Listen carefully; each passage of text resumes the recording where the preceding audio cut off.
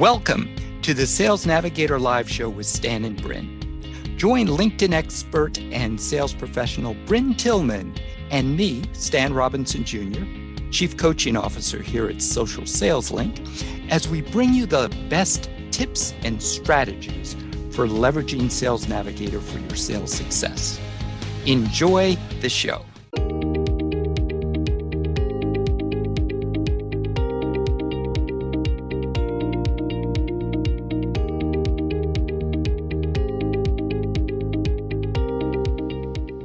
Hello there, everyone. Hi, Stan. How are you doing today? Excellent. How about yourself, Brynne? Oh, if you're watching this live, you'll notice I might be on vacation, but I would not miss this for the beach. So excited to be. Thank you. Much appreciated. And happy 4th of July in advance to all those who celebrate. And so we just look forward to spending some time with you briefly today before we jump totally into the holiday mode. And we're going to be talking about 11, kind of hard to figure out how to do that with, but 11 Sales Navigator filters. Wait, you do 10 and I'll do 1. Go ahead. Oh, there we go. I 11. like it. 11. Okay, I'll remember that for the future. I can get up to 20 fingers on here. So yes, we're going to be talking about some Sales Navigator filters, as we said, that will rock your world. There are a lot of filters. Some of them you're probably using all the time, like geography and so forth and so on. But there are a few that I wanted to dive into in a little bit more depth because we may not use them all the time. And we have a couple of relatively new features for you as well. So Brynne, is it okay if we start with account filters and then we'll go over to lead filters? Absolutely. Okay. Yeah, I'm great with that. So we all know that you can search based on company revenue and company headcount. But what's easy to miss is that you can also search and filter by department headcount growth. Now, when we say growth, that means both growth if it's growing, if the department is growing, but you can also search for departments that may be shrinking in headcount. Okay, not a very positive thing, but it may be an opportunity to help them. Okay, if you're, yeah, exactly. So if you know that a department is shrinking depending on your solution. And Brynne, it sounds like a thought hit your mind. Oh, yeah. But let's talk about growth. So why would you care about growth depending on what it is you do? What if you're a commercial realtor? They're growing. They may need more office space. What if you are a commercial furniture dealer? Obviously, they may need new desks, right? So I want you to really think about if your prospects need you, if they're growing, right? There are lots of opportunities in there. Now, you may say, well, why would I want to work with someone who's shrinking, who's laying off? Well, you may have some services that could now fill a gap that is now that they've done some layoffs. And a lot of times companies will do that. They'll lay off entire marketing teams and then hire a marketing company to supplement. So take a look at your business and say, is this a filter that would help me identify a more qualified opportunity? Yep, exactly. And some of you on the call may be offering fractionalized services because I've heard of everything from fractionalized CFO services where someone who has that background will literally come in and fill in part-time. And most recently heard of fractionalized CEO, which I'd never heard of before. But as Brynne said, if you have a service that can fill a gap, it may be an opportunity for you. Now, number 2. Yeah, because I just realized we're going to have to go through it's 11. So we're going to need to I'll go through these Speed it relatively up. quickly. Yeah, my goodness. Technologies used. I know we may have mentioned this on another call, but technologies Mhm, used is kind of buried at the bottom of the filters under accounts. And if you offer, say, complementary technologies to, you can mhm, type in Salesforce as an example. You can type in Oracle, SAP, and other, smaller uh, software, other types of technologies. If you offer complementary technologies, that may surface some opportunities for you that you never would have been aware of. So that mm. kind of little use filter, but it's there. We're trying to get them to give us an actual list of all the technologies that they have in the drop down so we don't have to guess. So we'll see. But that's a filter that we just want to make sure everyone knew about. Yeah, that's great. I love that filter. If you're in the SaaS world, there are so many other ways, though. I mean, and we don't know them all. We don't know exactly what it is that you do, but there are so many other ways that you could probably leverage this technology is used, right? Even if, let's say, for example, you're a sales trainer, if they have Salesforce.com, that means that they're investing in their, in the sale, the way that their team sells. So maybe you can complement that, right? There's just so much in technologies used, and I know we're also going to speed this up, but as we're going through these, I really want you to sit back and say, is this a trigger that almost pre-qualifies them in as an opportunity? Yeah, exactly. Exactly. Yep. So next one, I'm coming up on a couple that are potential gold mines, even though these are really good. Senior leadership changes within the past 3 months. Mhm. Many times, a senior leadership change, depending on who it is, may indicate a change in direction, a new set of initiatives that are coming. So, as always, Sales Navigator is trying to position you to start conversations around relevant events that may turn into sales opportunities, if not immediately, down the road. So, senior leadership changes is one other filter that you can use, and potential opportunities to start conversations. Brynne, any thoughts on that one? Yeah, so I think I just had a brain block. Wait. Repeat your last Yep. line because So, I yep. had an idea that left. And yeah, I was probably talking at the time. So, with senior leadership changes within the past three Oh, yeah. months, Okay. So this was my thought. There's a new person in this role, probably brought in to make a change, probably brought in because something isn't working. Or maybe they had turnover, right? That the person that had the job before um, just wasn't a fit. There's probably things broken. And so folks that are new in a job are much more open to hearing new opportunities and new ways to do things. So the opportunity here to get a first conversation is significantly higher than if you had someone that simply was there for years and years and years, is just comfortable and happy with the way things are going. exactly, exactly. So, complacency will not be something you need to worry about with someone who's new. Yeah. And yep. And a lot of times, one of our biggest competitors is the status quo. And as Bryn said, Mm, when someone's new, they're there to make changes. The status quo is not a given. So if you have alternatives, it's a tremendous opportunity. So then, brilliant. yep. So the next one we're going to talk about is companies that announce that they have more money to spend. There's a filter for funding events in the past 12 months.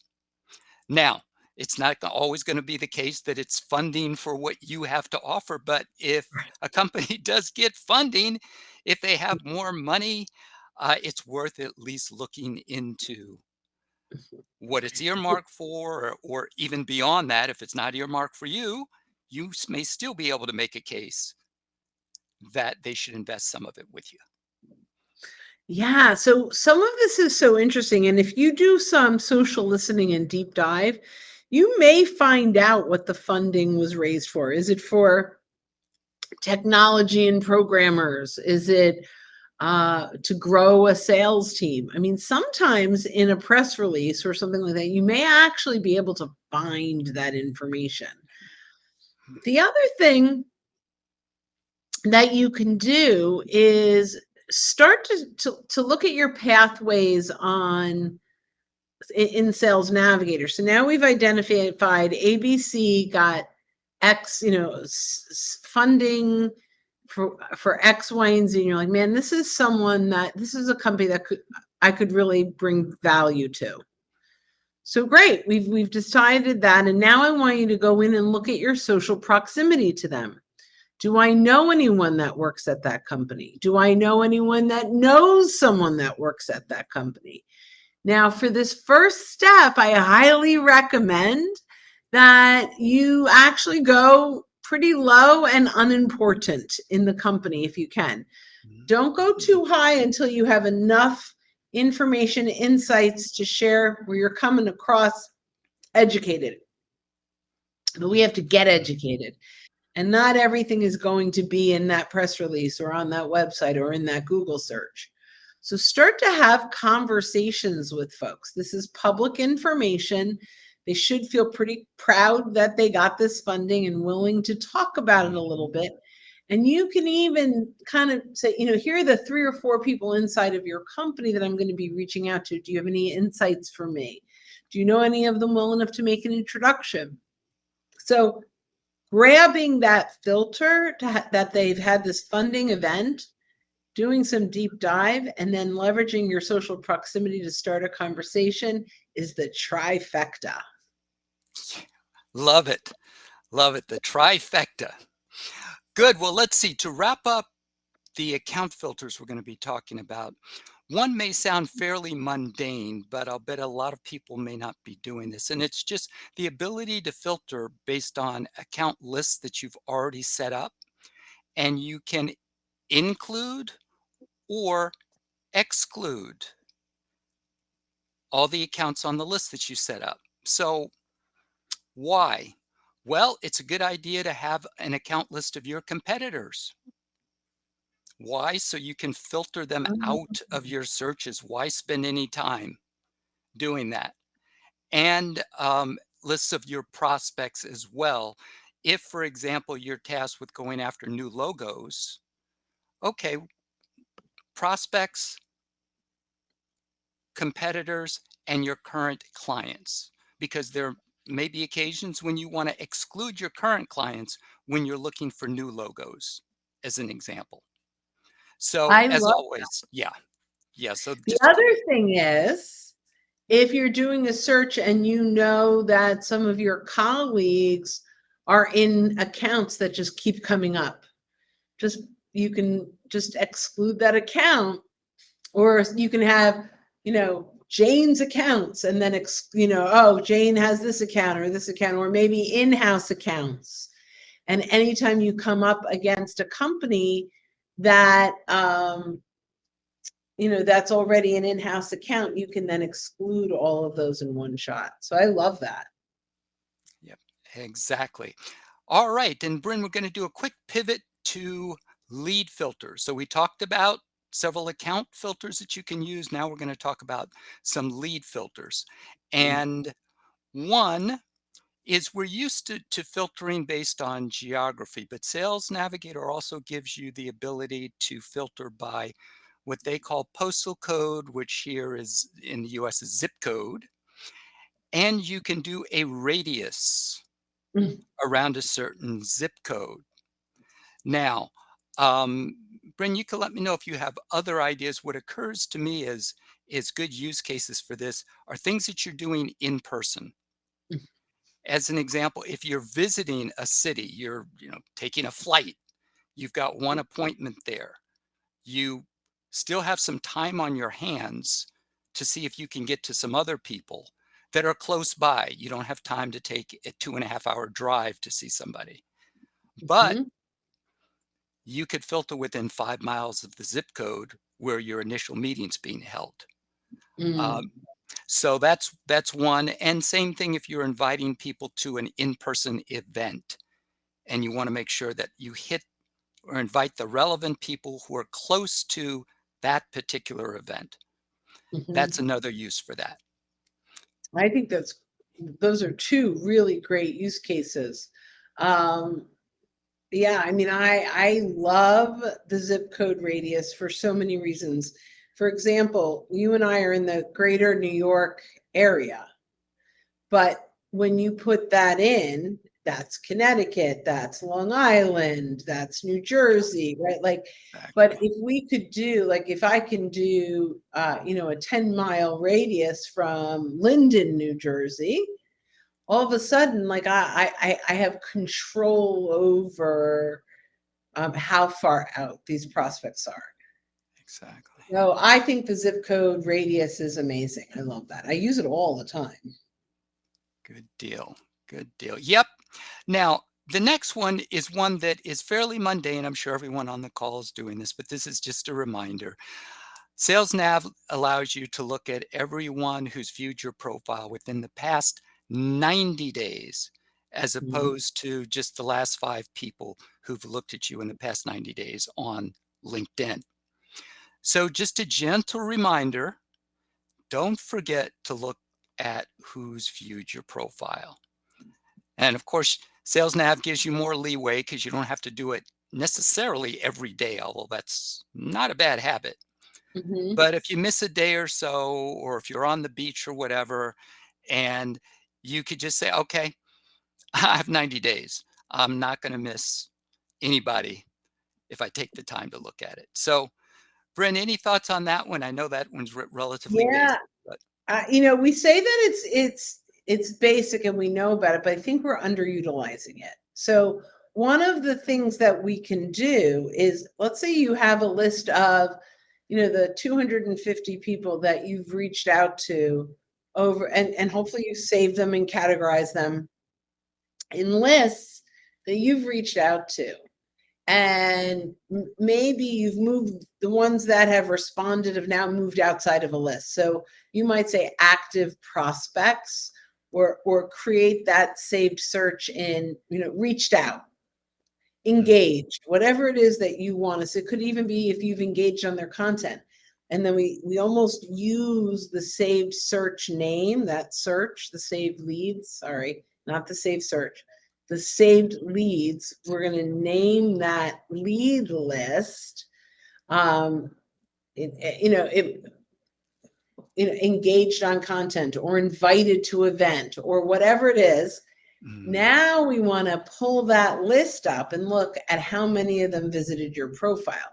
They may not have accepted your connection request. They may not have accepted your event, but were they curious enough to see your profile? So these are active people that we're trying to get on the radar of. And every once in a while, and again, I'm probably one that doesn't do this enough either, but you're going to be shocked at how many people you've reached out to that you think are completely ghosting you.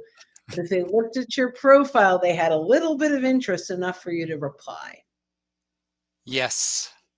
Yes, and that's the wonderful thing about LinkedIn is it does show you who's looked at your profile, even if they don't engage with you. Otherwise, even if they never send you a message, Mhm. otherwise you would never know. Now, a couple of new ones. One is called buyer intent, and that's just it's a fancy way of saying leads who work at accounts where people there are starting to look at your company. It could be folks Or a who competitor, I think, right? um, Maybe not. competitor part, I'm not sure. That one I have to look at. But it's people who've indicated some interest in your company, either by looking at your profile, looking at the company page, looking at profiles of your colleagues. And all this kind of data is something that the algorithm could do, but we could never do manually. There's just no way. So this is another way that Sales Navigator works for us by surfacing potential indicators of interest that we would never see ourselves. So I can't remember exactly what it is, but there is something in there. It may not be direct competitors, but they're engaging on content that's Okay. relevant to your industry. I think that's the next one, which is category interest. So Sorry, that's I okay. jumped ahead. We were That's gonna what. yep, we're gonna talk about that one too anyway, and that one's also relatively new. So that one is if leads, and this is also one reason why it's so important to save your leads so that you're sending signals to the algorithm so that they can let you know as much information as they can. I know I'm speaking about the algorithm as if it's a person, but it's really working hard for you. So the buyer intent, someone works for a company and someone there is looking at your company page. If you have a marketing team that's using LinkedIn advertising and they're using tags so that they can retarget people who've looked at your website and all of that, the algorithm can factor that in also. Got it. Yep, Interesting. yep. And So then you go ahead. go ahead. I was just going to say the category interest is if they're looking at products that are in your general category. And I don't know all the elements that the algorithm takes into consideration. One is groups that people may have joined, other forms of engagement, um, what they have on their profile, they being the leads. So Mhm. all of that is factored to the category interest category. Yeah, so I there is a list of categories. I put it in, we'll put it in the show notes. I put it in the chat. But Okay, it looks like thank you. there's business strategy, computing, a lot of like there's construction and customer support. I mean, there is an enormous amount of categories that you can choose from. And then, um, so I think, and you can even jump down even further. As you said, it's brand new, and as we're recording this, as we're talking about this, it still has that little new button. Yeah. That's how new it is.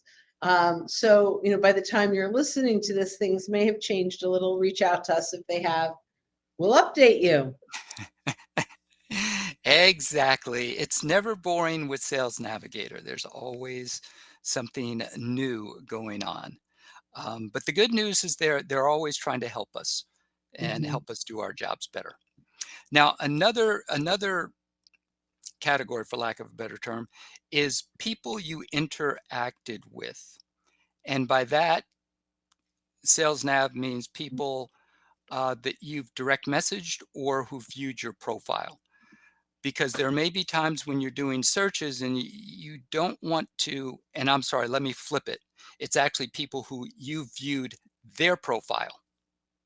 Oh. So when you're searching for people and you're doing lead searches, a lot of times you don't want to see people that you've already looked at. And so you can set the people you've interacted with filter to kind of exclude ones that you've already looked at so you can stay focused on those that are new. Now, if you've direct messaged them, and this is something I need to find out whether it also includes in mails, because if you've already Mhm. in-mailed someone and you say, okay, I don't want to worry about people I've already reached out to. I'm only interested in the new ones that I haven't reached out to. This is so Makes interesting. I sense. haven't used that yet. Yeah. So So thank you for sharing that. Yeah, I do think it helps with um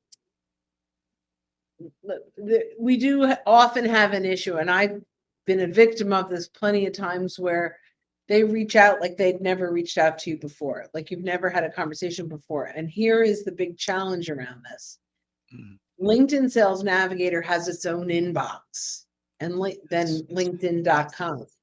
So yes. you could have had an entire conversation with someone on LinkedIn.com, but when you check the message inside of Sales Navigator, you're like, oh, we never had a conversation. And so this particular filter really helps so that you don't kind of, it's not stick your foot in your mouth, but it's like, um, Yeah. you're not embarrassed. Like, oh Yeah. my gosh, I'm so sorry. Yeah. Yeah. Yeah. Yet another reason why they need to combine the inboxes or allow us to be able to look at all of them in one for that very reason. So yeah. Yeah. Thank you, Brendan. Now the last one are lead lists and the ability to include or exclude lead lists when you're Mhm, doing searches. We talked about the same thing with accounts. mhm. When you're doing lead searches, the same logic applies. If you have a lead list and for some reason you want to include it in your search, you can do that. If you want to exclude a list you've taken the time to set up, you can do that as well in a search. Yeah, and I'm going to kind of reiterate this because I think it's important, and there's this overlap anyway, is, that particular lead list is great in combination with who's viewed your profile, in combination with, um, you know, other triggers, maybe it's, who, your saved leads, and then you Mhm. want to see who of those saved leads are following your company, because each of these combination of filters, you can really create a warmer and warmer opportunity and list. The last thing is, don't forget about the second degree connections. Map out your social proximity, who can help you get to all of these people. People. Yep. Yep. So true. Yeah, I Yeah. look forward to diving into more detail about the different combinations in future episodes because that's like Sales Navigator 300 series stuff. So, yep, looking forward to it. Brynne, thank you. This has been awesome. It's And always. yep, always fun. And I'd also encourage those of you who are on or who are watching the replay is reach out to us with your questions and the types of things you'd like us to talk about here, because we're always looking for that kind of feedback. Righty. Thanks, everybody. Have a great holiday. See you next And we'll see you next week. week. Bye bye. Thanks for listening. And join us again for more insights on Sales Navigator and social selling strategies that will differentiate you from your competitors and accelerate your sales success. In the meantime, you can go to socialsaleslink.com/library for free content on LinkedIn, Sales Navigator, and social selling.